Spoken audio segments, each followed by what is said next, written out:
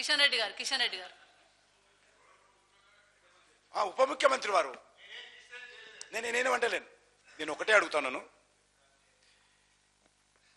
ఈరోజు ఏదైతే మీరు ఎన్నికల ప్రణాళికలు పెట్టినప్పుడు మా పార్టీని అడిగి పెట్టారా?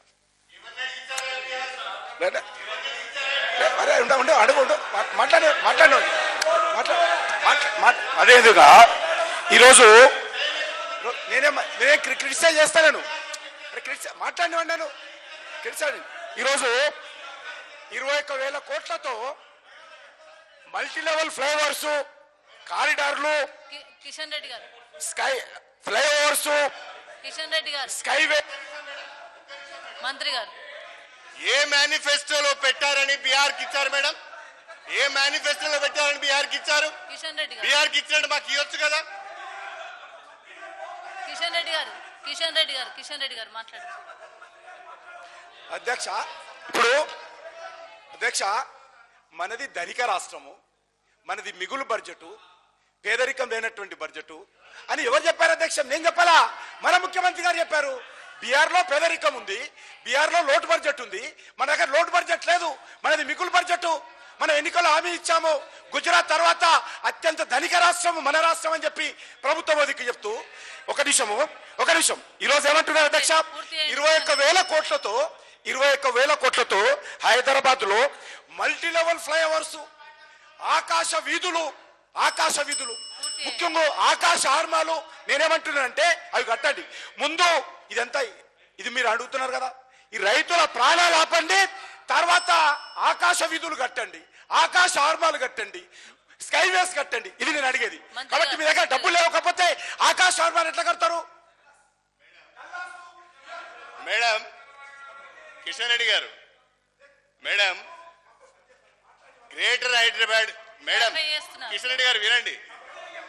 గ్రేటర్ హైదరాబాద్ మున్సిపల్ కార్పొరేషన్ ఆకాశ హార్మాలు కడుతుంది, ఫ్లైఓవర్లు కడుతుంది. మాకు సంబంధం లేదు, గవర్నమెంట్ సంబంధించినంత. అధ్యక్ష, బీహార్ రాష్ట్రంలో ఎన్నికలు ఉన్నాయి కాబట్టి, ఆ ఓట్లు మీకు అవసరం కాబట్టి అక్కడనేమో మేనిఫెస్టోలో లేకుండా 1,000 కోట్ల రూపాయలు ఇస్తారు. పొరుగు రాష్ట్రమైన ఆంధ్రప్రదేశ్ కు 1,000 కోట్ల రూపాయలు ఇస్తారు. రైతాంగం ఇబ్బందులలో ఉంటే కనీసం అడ్వాన్స్ ఇవ్వడానికి కూడా మీరు ముందుకు రారు. ఇది మీకున్న ప్రేమ, తెలంగాణ రాష్ట్రం మీద మీకున్న ప్రేమ ఇది. పైపెచ్చు తెలంగాణ ప్రభుత్వాన్ని, టిఆర్ఎస్ ను అప్రతిష్ట పాలు చేసే ప్రయత్నం చేస్తారు. నేను అడుగుతున్నా కిషన్ రెడ్డి గారిని, నేను అడుగుతున్నా భారతీయ జనతా పార్టీని అడుగుతున్నా. మేము ఈ రోజు ఈ హౌస్ లో తీర్మానం పెట్టడానికి సిద్ధంగా ఉన్నాం. ఒక 8,000 కోట్ల రూపాయలు కేంద్ర ప్రభుత్వం నుంచి అప్పుగా ఇప్పించండి, అంతే. అప్పుగా ఇప్పించండి, మేము విడతల వారీగా చెల్లిస్తాం. దానికి మీరు సిద్ధంగా ఉన్నారా లేదా? మీ ప్రధానమంత్రి గారిని ఒప్పించి ఇప్పిస్తారా లేదా? అది చెప్పండి. ఇది ఎందుకండి ముచ్చట్లు అనవసరంగా? ఒకవేళ చేయలేకపోతే చేయలేమని చెప్పండి. కిషన్ రెడ్డి గారు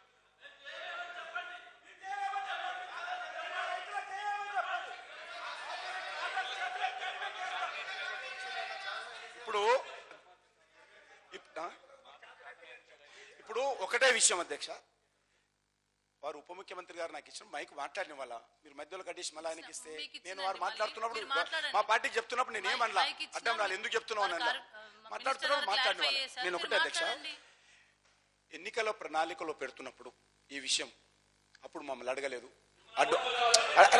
ఇప్పుడు ఒక నిమిషం చెప్పనివ్వండి. మీరు హోమ్ మినిస్టర్, మీరు పెద్ద మనిషి, ఇదా పద్ధతి? మీరు గౌరవ పెద్ద home minister, law and order రక్షించాల్సిన వ్యక్తి, మీరే ఇట్లా అడ్డం వస్తే ఎట్లా? నేను ఒకటే అధ్యక్ష, ఈరోజు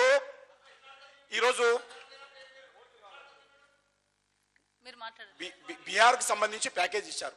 తప్పకుండా తెలంగాణ అభివృద్ధి కావాలని కోరుకుంటున్నాం అధ్యక్ష. మొన్న ఇప్పుడే మంత్రి గారు చెప్పారు, 16,000 కోట్ల రూపాయలు ఎలక్ట్రిసిటీకి సంబంధించి చెక్ ఇచ్చిపోయారు. మా కేంద్ర ప్రభుత్వం తరఫున ప్రతినిధి వచ్చి ఇక్కడ వచ్చి ఇచ్చిపోయారు. ప్రతినిధి 16,000 కోట్ల రూపాయలు ఇచ్చిపోయారు ఎలక్ట్రిసిటీ కోసం కేంద్ర ప్రభుత్వ సంస్థది. అదేవిధంగా ఈరోజు ఈ ప్రభుత్వం అదేది ఇక్కడ విద్యుత్ కోసము తెలంగాణ కూడా 24 గంటల కరెంటు రావాలని భారతీయ జనతా పార్టీ ప్రభుత్వము ఈరోజు అన్ని రకాలుగా తెలంగాణకు సపోర్ట్ చేయడం కోసం ఈరోజు సిద్ధంగా ఉంది. ఈరోజు మీరు ఈ యొక్క ఈ యొక్క ₹1,00,000 రుణాలు మాఫీ మీరైతే హామీ ఇచ్చారో అది మీరు ఓట్ల కోసం ఇచ్చారు.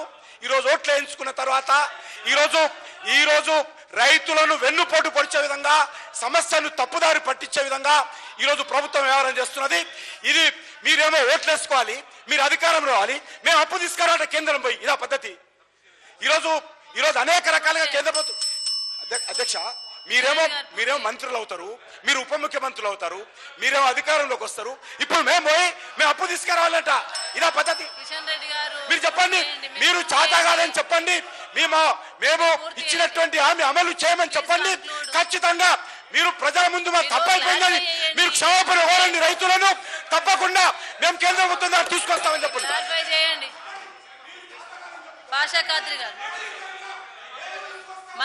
గౌరవ మంత్రి గారు. అధ్యక్ష మాట్లాడిండు, మీరు క్లారిఫై చేసిండ్రండి. క్లారిఫై చేసిండ్రు. అధ్యక్ష కిషన్ రెడ్డి గారు, ఇది మీరు మంత్రి వర్డ్స్ ని క్లారిఫై చేసిండ్రు. కిషన్ రెడ్డి గారు ఒక్క మాటినండి. దయాకర్ రావు గారు ఇంత తొందరపడతారు. కిషన్ రెడ్డి గారు ఒక్క మాటినండి. వినండి, కూర్చోండి. ఎందుకు తొందర? మంత్రి గారు మాట్లాడండి. ఇప్పుడు ఇట్నుండి మీరు వినండి, వాళ్ళు ఇదంతా నేను చెప్తాను. ఆలోచించుండ్రి. లక్ష్మణ్ గారు ఫార్వర్డ్ రండి, అంత ఫార్వర్డ్ ముందు రండి. కానీ ఇదంతా అధ్యక్ష మినిస్టర్ గారు మేము ఎన్నికల మేనిఫెస్టోలో క్లారిఫై చేయండి. అధ్యక్ష కిషన్ రెడ్డి సాబ్ ఒక్క నిమిషం. మేము ఎన్నికల మేనిఫెస్టోలో రైతు రుణాలు మాఫీ చేస్తామని చెప్పినాం అధ్యక్ష. రామచంద్ర కూర్చో.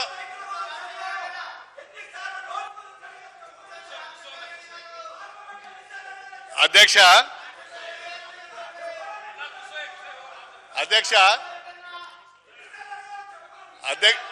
ఓకే అధ్యక్ష,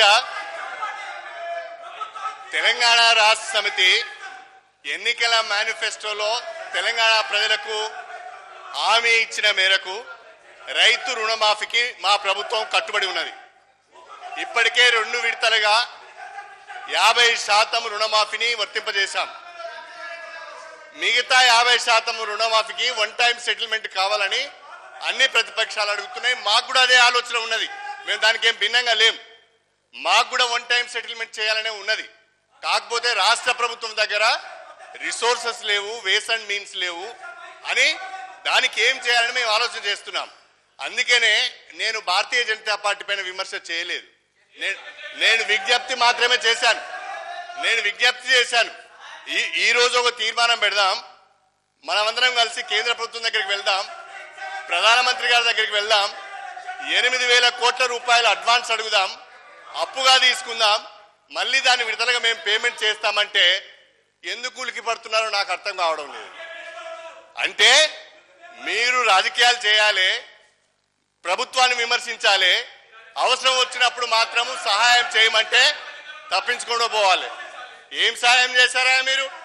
లోయర్ సిల్వర్ తీసుకుపోయి ఆంధ్రాలో కలిపిల్లు, ఖమ్మంలో ఉన్న 7 మండలాలను తీసుకుపోయి మీరు పోలవరం కొరకు ఆంధ్రాలో కలిపిల్లు. ఏం కలిపినా మీరు? ఏం చేసినా మీరు? విషయం ఏంటంటే నేను ఇప్పటికే అంటున్నా, రాజకీయాలు వద్దు, రైతులను ఆదుకుందాం, రైతులకు భరోసా ఇద్దాం, రైతుల ఆత్మహత్యలకు జరగకుండా జాగ్రత్త పడదాం. మీరు సహాయం చేయండి, మీ కేంద్ర ప్రభుత్వాన్ని ఒప్పించండి, అందరం కలిసి కేంద్ర ప్రభుత్వం దగ్గరికి వెళ్దాం. ఒక 8 కోట్ల రూపాయలు అడ్వాన్స్ ఇప్పిమని అడిగినా, ఇప్పిస్తారని చెప్పండి, లేకుంటే మాతో కాదని చెప్పండి. మాకు తెలంగాణ రైతాంగం మీద ప్రేమ లేదని చెప్పండి. మేము చేసుకుంటాం మేడం, మేము చేసుకుంటాం, రైతులను కాపాడుకుంటాం.